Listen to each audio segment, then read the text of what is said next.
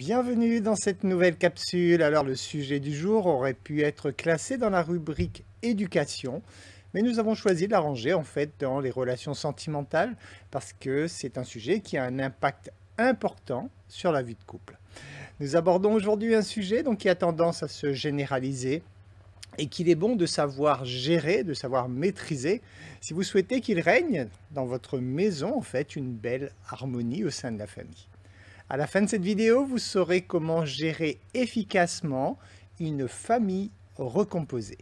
Alors nous vivons dans une époque où les couples, vous le savez, se séparent davantage que par le passé.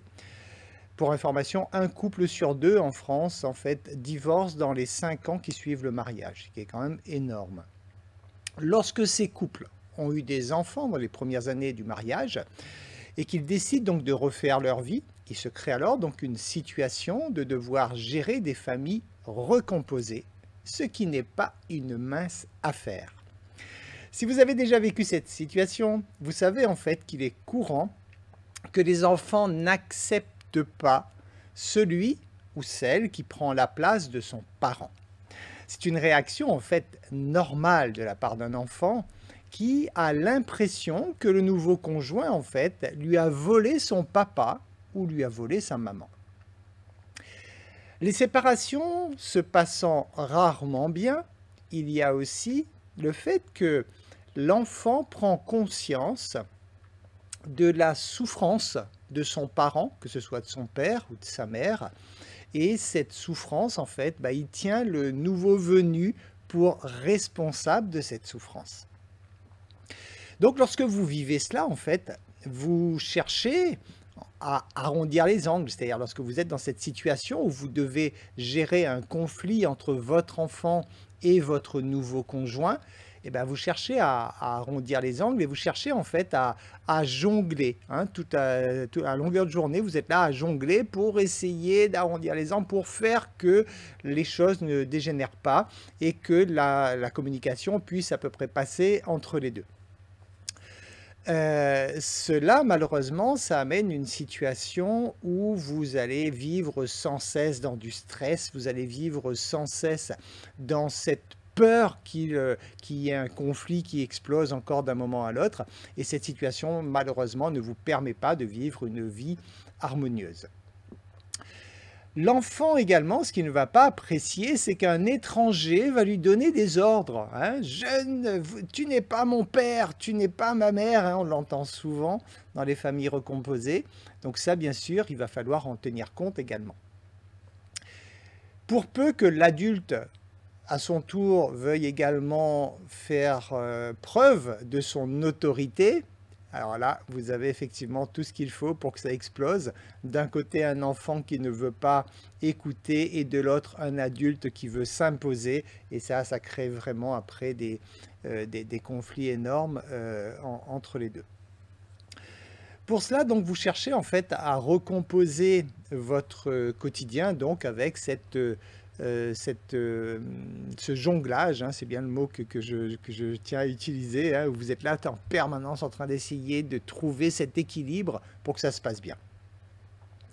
Donc dans ce type de situation, il est en fait impossible d'espérer avoir une vie de couple harmonieuse, ou alors juste le temps que les périodes où l'enfant est chez l'autre parent s'il s'agit d'une garde alternée. Alors, comment faire? Comment faire pour gérer cette situation?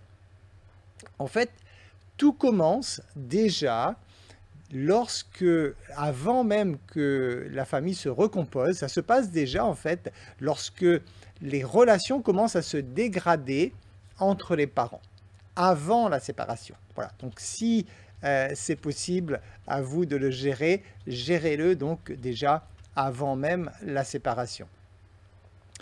Pour être respecté par vos enfants, vous ne devez en aucun cas les mêler à vos problèmes de couple. Et ça, il faut que ce soit clair. On voit combien de fois des parents qui cherchent à manipuler les enfants contre le parent opposé. Il s'agit d'un problème entre vous et votre conjoint. Vos enfants n'ont strictement rien à voir là-dedans et vous ne devez pas les intégrer dans ce problème. hein, du genre tu vois ton père, tu vois ta mère, comment elle est? Ce genre de choses, hein, abstenez-vous de le dire parce qu'à ce moment-là, c'est vous qui êtes en train de créer en fait une situation future où vous allez en pâtir. Pour cela, donc, tenez vraiment vos enfants en dehors de vos chamailleries.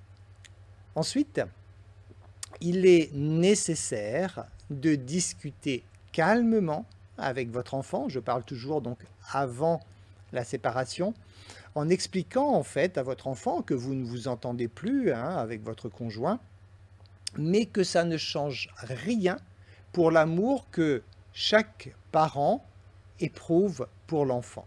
Ça, c'est important que l'enfant comprenne bien que c'est une affaire qui ne le regarde pas, mais ça ne change rien pour l'amour qu'il y a entre ses parents et lui. Ensuite, vous devez le préparer également au changement que ça va représenter pour lui, parce qu'automatiquement, il va y avoir des changements dans sa vie.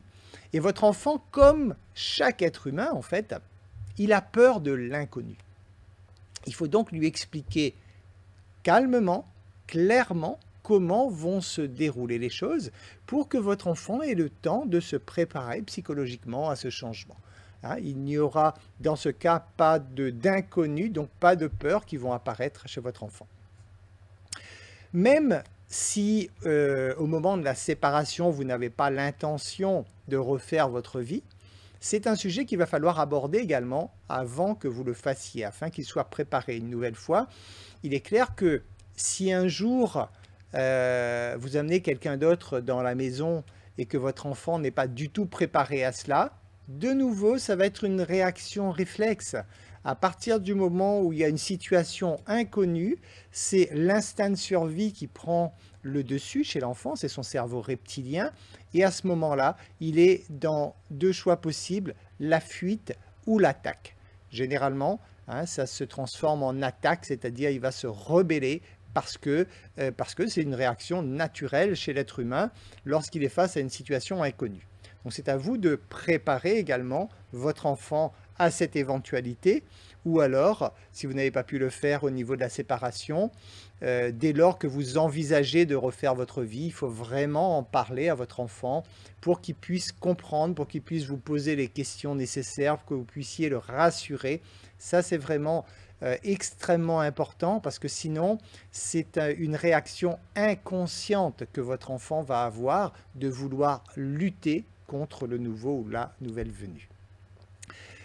Lorsque la nouvelle famille est recomposée, cette fois, donc là tout ça c'était avant au niveau de la séparation, maintenant lorsque la nouvelle famille est recomposée, il va falloir mettre en place au plus vite des réunions de famille hebdomadaires. Oui, je sais, c'est pas très courant, on n'en parle plus vraiment de nos jours et c'est pourtant indispensable parce qu'il va falloir établir ensemble de nouvelles règles de vie en commun. Et ça, c'est quelque chose de capital. Si vous voulez que ça se passe bien dans le nouveau foyer, il est absolument indispensable que des règles soient établies afin que chacun sache quelles sont les règles qui régissent donc cette nouvelle maison. Imaginez bien, c'est exactement comme si vous alliez dans un nouveau pays et que vous n'êtes absolument pas conscient des règles du pays et que vous faites n'importe quoi, ça va mal se passer pour vous.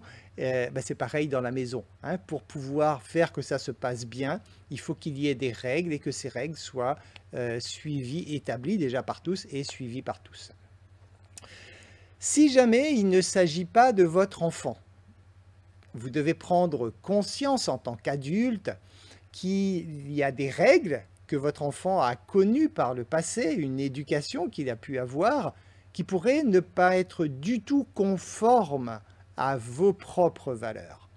Mais ça, en tant qu'adulte, vous devez comprendre cela et prendre cette responsabilité. Vous ne pouvez pas demander à un enfant qui a instauré des habitudes depuis sa naissance, parce qu'on lui a inculqué ces habitudes, ces règles de vie dans son ancienne maison, vous ne pouvez pas du jour au lendemain lui imposer de nouvelles règles.